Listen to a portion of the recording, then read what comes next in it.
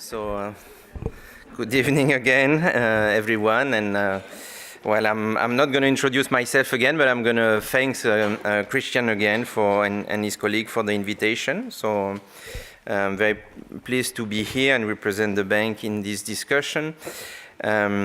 So once I was in a taxi, I can't remember, in a city somewhere, it might have been Washington, and the driver was asking what I was doing, and I say I work for the World Bank, and then he asked me if I could help him open an account and get a credit card. So for those of you who don't know what the World Bank is, it's one of the largest source of financing, and we hope knowledge also for developing countries. Our goal is, as indicated here, to reduce poverty, increase shared prosperity, and promote sustainable development.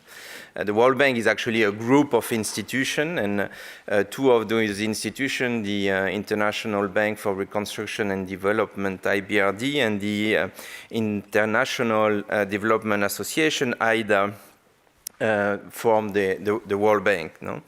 So we provide financing, policy advice, and technical assistance to government of developing countries. IDA focuses on the world poorest countries, and IBRD assists more middle income and credit-worthy poorer countries.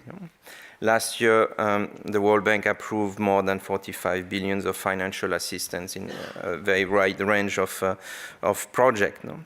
But disasters have always been at the core of our business. No? So after all, we were set up after the World War II, no? As a reconstruction bank. And I think maybe some of you know that, but the first loan of the World Bank was actually to my country, France. No?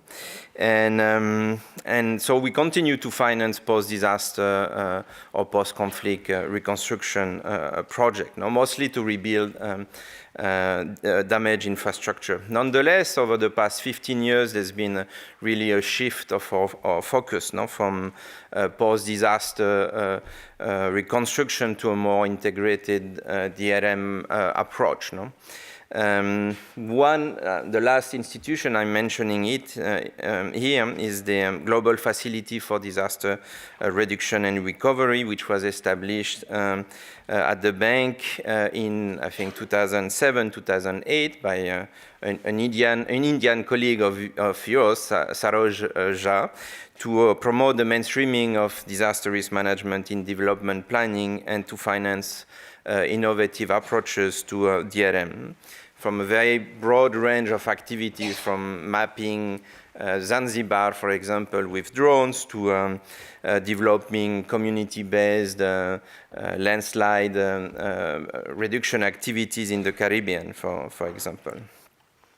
So my specific interest here, and I'd like to use the words of David Gouverneur, no, is really how we connect the research, was what you've been talking about during the past 2 days, to actions, no? How we can turn that into projects that are, as we say, bankable, but also can achieve results.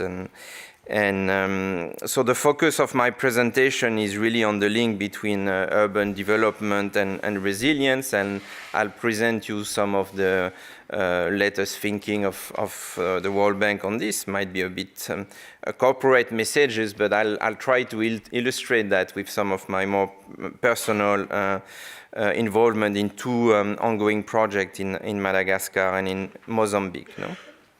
So to make sure, again, that we're all on the same page on our understanding of disaster risk, I'm sure we are, but just as a reminder, this is how we define disaster risk: an interaction between natural hazards and exposed vulnerable infrastructure and communities. And unfortunately, they are on the rise. No, I think Christian started with that yesterday. No, because of an increase of climate extreme events, because of urbanization and unplanned land use. So an increase of the exposure, and also because of an increase of urban poverty and sometimes aging or badly designed infrastructure. No? So, and again, I'm repeating also some of the messages from Dan this morning. Globally, today, close to 55% of the population lives in urban area, and this trend is expected to continue in the next 30 years. The number of people living in cities will increase by 1.5 times to 6 billion, adding 2 billion more urban residents. No? But cities also generate 80% of the GDP globally. So we believe they are an important instrument of growth, no? And that growth can be sustainable if the urbanization process is well managed by increasing productivity and allowing innovation and new ideas to emerge. So we really believe in city, and most of the future urban growth is expected in the developing world. No? So that's why it's particularly important for us, no? With 90% of that new growth expected in sub-Saharan Africa and Asia alone. No? Nonetheless, the speed and scale of urbanization brings a lot of challenges, no? Including meeting accelerated demands for affordable housing, well-connected transport system, and other type of infrastructure, basic services, jobs, and particularly for the nearly 1 billion urban poor who live in informal settlement, to be close to the opportunities that cities are offering. Almost half of a billion urban residents live in coastal areas, for example, increasing their vulnerability to storm surge and sea level rise. And we expect that much of the urban growth will happen in hazard-prone areas. No? This draws significant concern as more people, more assets, infrastructure, global supply chain, etc., in cities will be put at risk. No?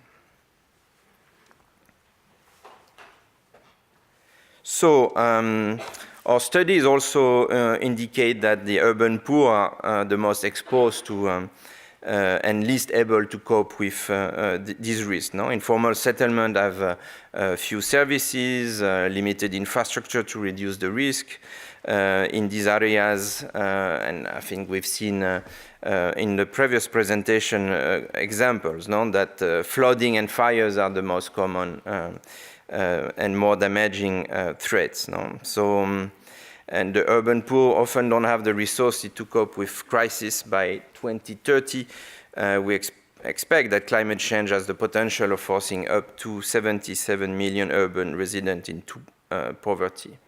The expected average annual losses from disaster by 2030 is also expected to cost more than $314 billion. And when accounting for just sea level rise and subsidence in coastal cities, this can result in annual losses of more than $1 trillion by 2050. I mean, putting a dollar value on risk, we find is something very important when we discuss with ministries of finance. No? I've been involved in this DRM business for the past 15 years, and I've seen really in the past 5 years that our effort in putting a dollar value on risk, in modeling risk, not just looking at past events, but more sophisticated risk model, I mean, it talks to a Ministry of Finance in a country. No? So, challenges, but also opportunities. I mean, opportunities and challenges, opportunities. I mean, they're very interlinked. No? So, to help our client, the World Bank has financed more than $9.5 billion via almost 80 urban resilience projects in 41 countries. I was happy in the previous presentation to see, not to see the World Bank logo, I don't really care about logos, but to see that the World Bank was financing or supporting some of those initiatives you are implementing or leading. So, but we also, I mean, it seems a big number, but we also recognize that it's a very small fraction of the total resilience investment needs. No? A recent study by the Cities Climate Finance Leadership Alliance estimates that cities will require an estimated $4.5 to $5.4 trillion per year to finance urban infrastructure needs. But we, as I said, we also see that there's currently a unique window of opportunity to have lasting impacts in cities in the developing world and ensure that current development patterns are sustainable and resilient in the long term. A window of opportunity because in the coming years, an additional 1 billion homes will be required to house a global population expected to double in the next half century. Nearly 60% of the areas to be urbanized by 2030 to be built, offering entry point to ensure a safe urban development. We also understand the challenge associated with that. And we also think that for low and middle income countries, there is a significant opportunity to leverage the past experience, such as the one we're sharing today, from different countries. So I'm looking at my watch. I'm going to accelerate a little bit. In our recent flagship report launched at Habitat 3 in Quito, we committed to addressing the challenge and opportunities by helping cities overcome financial management obstacles. So the World Bank Group, as a group, can help address this constraint and stimulate more private financing. This has been one of the new vision of our president, how we can leverage more private financing with IDA or IBRD financing. But we can also help cities overcome risk management obstacles beyond financing. So I will talk a bit about the type of instrument we have.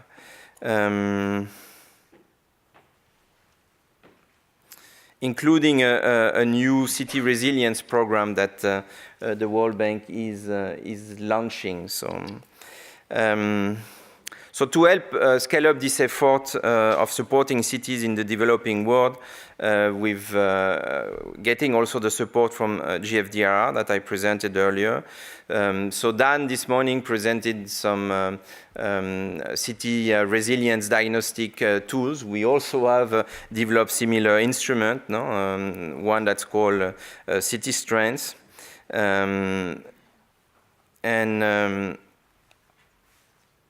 And here I'm presenting, sorry, I don't have the slide on this screen, so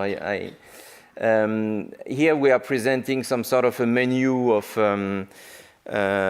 instrument that we are using at the bank to design our interventions in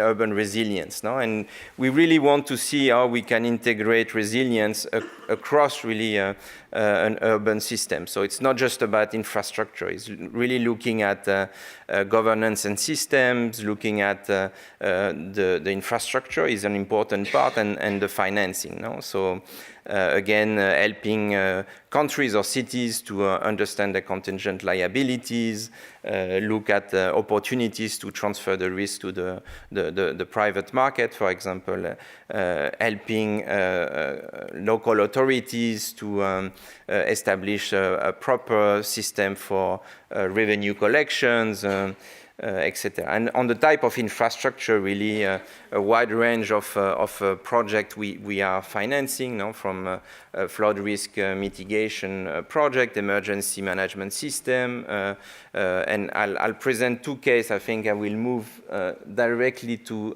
those cases now. Something important that was mentioned is beyond the financing, and we know financing is important, but time is important. It's very important that we have a long-term vision for investment, and that we build the right partnership. So now I'm going to briefly talk about two case studies. So one is about climate resilience in Vera. It's a city in the coastal city in Mozambique, more or less in the center of the coastline. Is the second or third largest city in Mozambique. It's not a big city. It's about 500,000 people. but it's also a city that's very much exposed to storm surge and inland flooding. No? It was estimated that flood-prone areas were representing more or less 20% of Vera's asset and 60% of Vera's population living in those areas. No? So I just want to illustrate some of the work we are doing.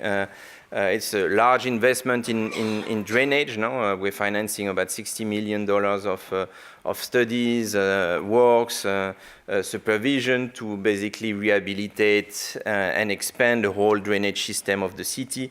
And we are mapping, no, and or putting numbers also on how we're reducing the risk of flooding. You see those maps on the right of the screen, which present the situation before and after the investment, with a reduction of roughly 70% of the flood risk for I think it's a 25 return periods. No? So it's a significant investment. We've also worked with KfW, the German development bank, on the rehabilitation of a river, and which is, I said I will stop, but I will just finish Vera and then I will stop. And so basically the Sciveve was an existing river that had been closed by the local authorities, no? So there was no outlet anymore, maybe 20 years ago, and the Sciveve became,